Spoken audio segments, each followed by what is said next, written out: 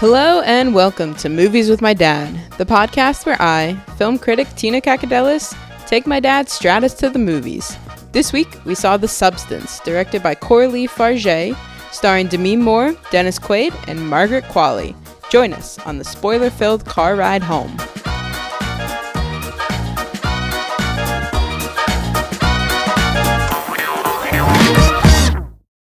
Tina.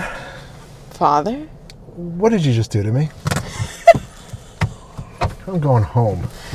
That is the whole shtick, Dad, that we are going home. Yeah, we are going home. I don't know why I came out. We saw The Substance? Yes, we saw the movie called The Substance. Yeah. I really want to put in like the sound of the substance. All right, give your synopsis so we can put some context to this monstrosity. Masterpiece. I knew you'd hate it. Keep going. Demi Moore plays Elizabeth Sparkle. She's an aging, 80s aerobics workout, kind of like a Jane Fonda, I would say. I'd say. Yeah, because they won an Oscar. Whatever. Obsessed with beauty and fame. Right. She's getting edged out by, what is Dennis Quaid? I assume the executive producer of some network. Who wants the younger, hotter version, her essentially 30 years ago. And so she's presented with an opportunity that if she injects some nasty looking liquid into her, she can have a younger, better version of herself. Oh, not just a younger, better version, maybe some collagen or some Botox or something. Literally splits her in half. I told you that. Poops out another person. It came out of her back. It poops out from the back. That's not... I don't know what it cleaves in half, and another her back being splits comes open out. A little bit, and then Margaret Qualley comes out. And that's natural. I don't know what to tell you. Oh my word. And then the whole thing is that only one of them can be cognizant, awake at a time. And so every 7 days they have to switch. But of course... Well, the switch is accomplished by an IV line that runs between the two of them. So they pump blood back and forth between each other. Why does that matter? Because I have a question about that. So they pump blood back and forth to each other.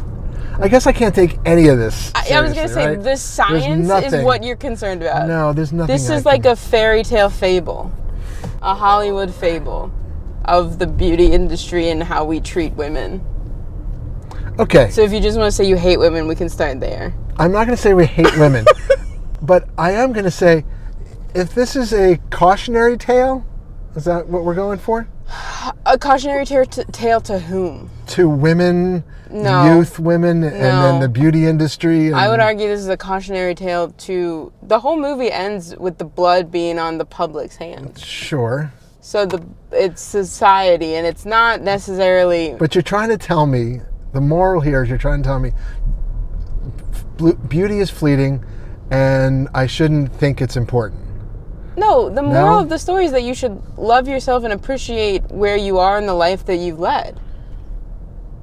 Okay, but what about the beauty aspect of it all? The beauty aspect of it all is that her perception of herself and her mind was so warped by all of the years that she spent in the entertainment industry that pushed her to that choice. Because essentially she's dead at 50. In the world, that she has spent 30 years in. And so if you are being told by every single person who has built you up for 20, 30 years that you are now worthless, you don't think that would be a bit of a mind? Sure. You know? But what about the aspect of, I feel like they wanted to tell me a story that the whole beauty industry is bad, that you should love yourself the way you are and it's not important. Looks aren't important. But all they did was, for the first hour, how long was this movie? Because it felt really long. 220. Okay, that explains it. Oh my gosh, this flew for me. Oh no. Whew. All they did was objectify women for the first hour and a half. But as a critique of the way that women have been treated. Because it's not actually, there's nothing sexual about it. It's all very uncomfortable. In the same way that all the close-ups of Dennis Quaid chomping on his shrimp is very uncomfortable. That was disturbing, but because like the close-ups of Margaret Qualley still feel like a little exploitational. But again, that is the larger theme of the film, because that is what I mean. Think of Demi I understood Moore. like you needed some of that to root it, but there was a lot of it. It seemed a little gratuitous at some point. I didn't feel like it's why French. did my daughter take me to this movie with this much nudity? It's French. I don't know what to tell you. That I didn't even notice. Oh my word! I don't know what to tell you, but it's essential to the theme of the movie. I understand, but again, did you need? I don't want to be prudish about it, but there was a lot. I think you're being prudish about it. Okay. I don't know what to Maybe tell it's you. the fact that I'm sitting next to my daughter with this much female nudity. I mean, I guess there's no male nudity except that because one guy in his butt. That because was it. it's not about that, and then that also speaks to it because it's never male nudity. There's never, like, when you look at Game of Thrones, when you look at the all of the shows on HBO, you always see women who are naked. Even beyond HBO, it's always women who are naked. So then why do it in this movie? Because it's a critique of that. I don't know how to keep explaining this. Well, but if you're critiquing it, saying there's a problem with it, because and none then of you it is, do it but lot. It's never sexualized. It's very uncomfortable. No part of it is like, except for when you're seeing Sue, like when she's first becoming Sue. But Sue is the young one. Is Margaret Qualley. Right, but it's Demi you know who Moore she's the daughter of? It's like a really bad Freaky Friday that's going on here. I guess. with yourself. I guess, but they don't have memories of each other. That I didn't understand. Because I feel like when, all right, so Elizabeth is the. We've taken a turn. When Elizabeth is the. Elizabeth is always Elizabeth. Right, but she knows who Elizabeth is when she transfers over to Sue. Well, if you see a woman with a broken spine, you think... No, your blood gets transferred over and you wake up in this new body. You know your old body and you know what's going on. She knew it all at the beginning. No, it's not her brain. It's part of her. It was her brain because she knew... She knew what was going on. You just gotta go with the vibes. I think you're reading. This is like a Disney princess story. Like, this is the Princess and the Frog. This is Cinderella. Her dress at the end is supposed to be Cinderella. No. Yes. It's all about Hollywood fables. The ending. What did you think the ending was? What do you mean? Was it an homage to anything? Are you talking about The Shining? No, not The Shining at all. It's absolutely... The director literally said it's a reference to The Shining with the carpet in the hallway and the blood on the walls. No, the director's wrong. You're telling me the director is incorrect. This was Carrie. Yes, it's also final Carrie. scene of Carrie It's all of these. It's almost like it's a critique of Hollywood. I don't know what to tell you. I don't know if Carrie was a critique of Hollywood, was it? No, her. Shining wasn't. But okay, I'm gonna have a mental breakdown. Fine. What did you expect? What did you expect would happen when you take me to this movie? Listen, I thought maybe you could like it. What? No, there was actually no chance. But she like purposefully is invoking all of these images. Like, the carpet is supposed to be The Shining. The bloody red walls is supposed to be The Shining. That is supposed to be Carrie. I remember that, yes. The dress is supposed to be Cinderella. Like, all of these things are supposed to immensely connect us. Dennis Quaid's name, Harvey, is supposed to be Harvey Weinstein. It is all supposed to be about Hollywood and how we, by like enjoying Hollywood and by creating this like world and celebrity status that we have, we are adding to this problem of how we are forcing women to view themselves. Aren't you then part of this problem yourself as a critic? No, because... And these directors, aren't they part of the problem? No, because you don't have... Like, there are people who specifically want those movies that are exploiting women. Like, tell me what Megan Fox was doing in Transformers. None of these references I make are going to land. No, it's not going to help. I don't know that. Okay, well... Anyways, why so much goo?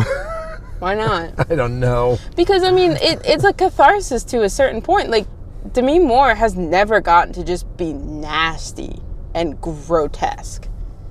And, like, women, it's changing now, but for so long, women didn't get to, like, be the one covering people in blood. You know? Like, you never get that. Who are you looking for? I thought I saw a police light. No. Okay. So what'd you like about it? What did I like about it? Did you see why I asked the question about the font? No. No? So the font did nothing to you? No. Go ahead, explain it, because otherwise it means nothing at this point. This is my second time seeing The Substance. So the first time was like 2 weeks ago? That long ago? At TIFF. Film festival. The film festival in Toronto. Demi Moore was there, and Coralie Farge was there, who's the director. And they did a Q&A afterward, and I asked about the font, because I think the font is such an integral, essential part of the whole movie. Because it's very, like, techie, it's very, like, so Apple. The font is... stunning. Given whenever she had all the injections and all the instructions, it's in a certain font. Right, but all of the packaging. But there was not enough instructions to know what to do with this stuff. I did think that the first time that I was like, man, if I got this, I would have no idea. I feel like there must have been a video somewhere that went a YouTube URL that you could go check out how to administer all this goo. No, but like again, if we're going along like the fairy tale fable thing, like you get it. Yeah, I guess I can't really hold any of this to reality. You don't think that there's just like a little syringe that you could pop? Well, I mean, Botox and those things exist. That's not it. You got to crack a back. Now, all right, here's what I think. Okay? Yeah. And you did visibly jump back when the back did split open. I was just like, oh, please. No, I watched you because I knew it was coming, and you jolted back in your seat. I did not think I jolted. You jolted. Anyways, so I can sum up this whole thing, and I think the movie had some interest. I liked parts of it. I liked where they were going. I'm fine with it. But it's basically a modern Twilight Zone, and it should have been done in an hour or 45 minutes. I loved the whole 2 hours so and 20 long. minutes. What really stuck out to me this time is how much of it is told without dialogue, and how much of it is just truly the visuals and the performances by Margaret and Demi. I sound like I'm being paid to support this movie, but I really just love it.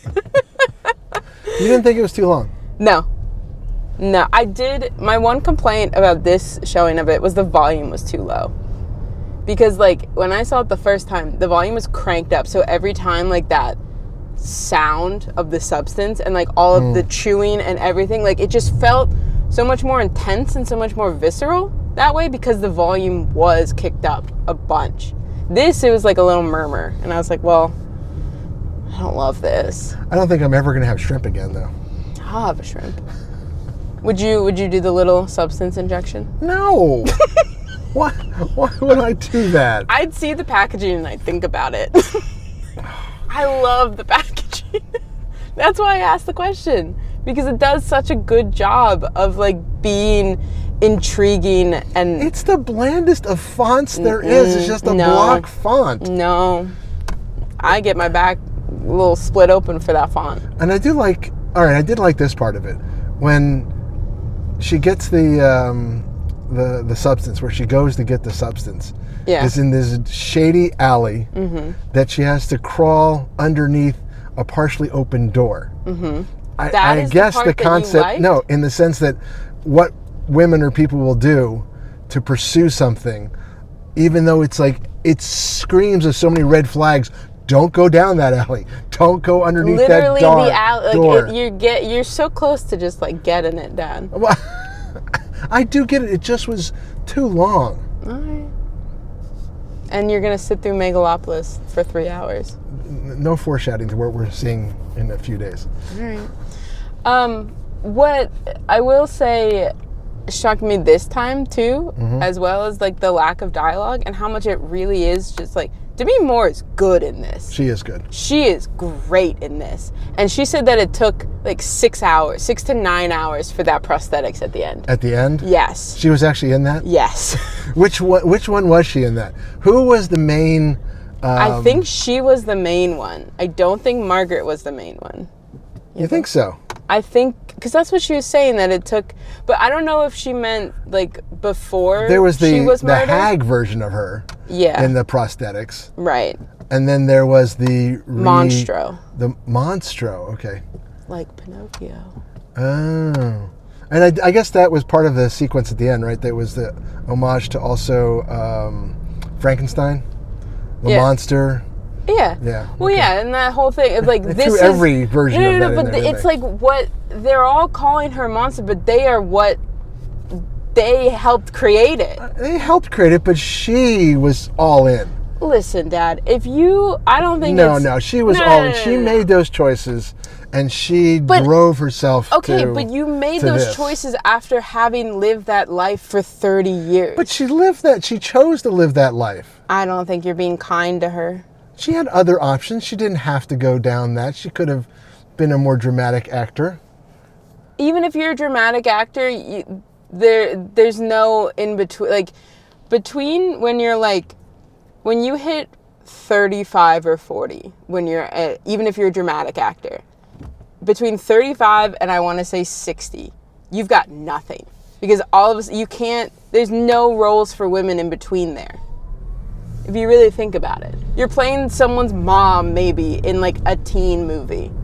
But there's no meaty roles except for like this, which is again part of I think why it even exists in the first place. But then you hit 60 and you start getting like the distinguished Meryl Streep roles and like the Judi Dench roles. And what is happening here? I don't know. Maybe this is an Uber drop-off in the middle of the road and... Every single person got out of the car. Oh, and he's got a beer stein.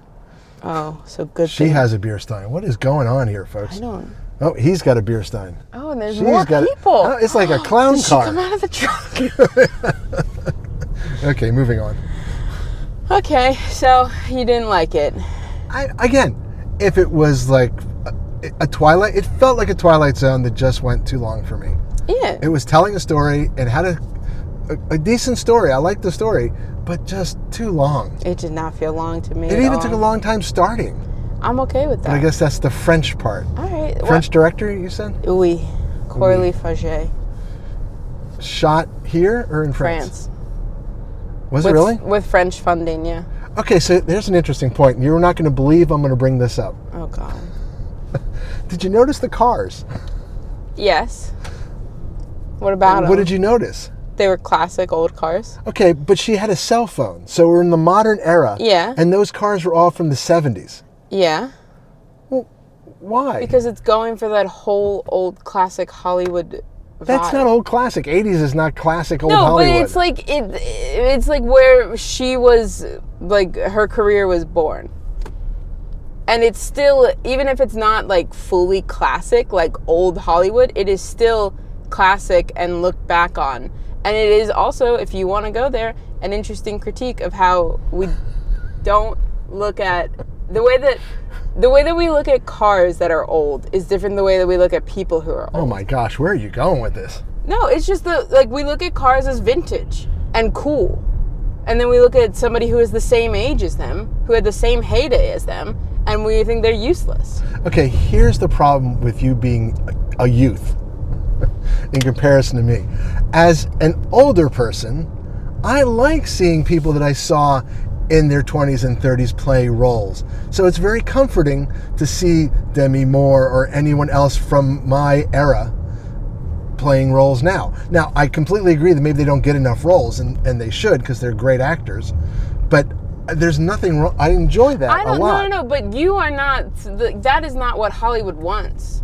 Well, but Hollywood wants whoever will pay money. So if us old farts will go pay money to go see a movie, they'll make movies for old farts. Your old farts are not coming to see the substance. No, they're not.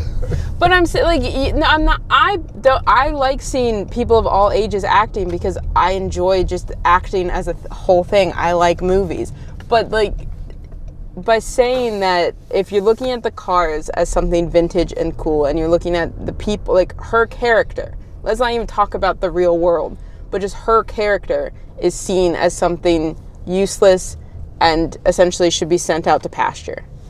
Whereas the cars still have value.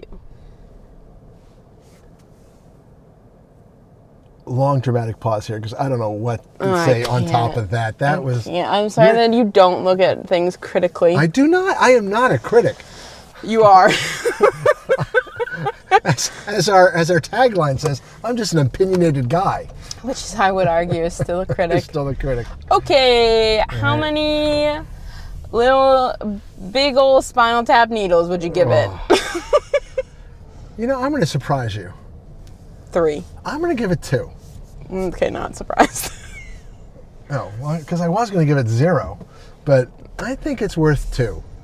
And it is well worth it if you're into cinema, because it is interesting. Why did you say that like it was a derogatory word? Well, in this state it might be. My goodness. And you, I'm sure, are giving it a 5. 5. 5 out of 5. All right. I loved it. Say goodnight, Tina. Good night, Tina. Bye. Bye.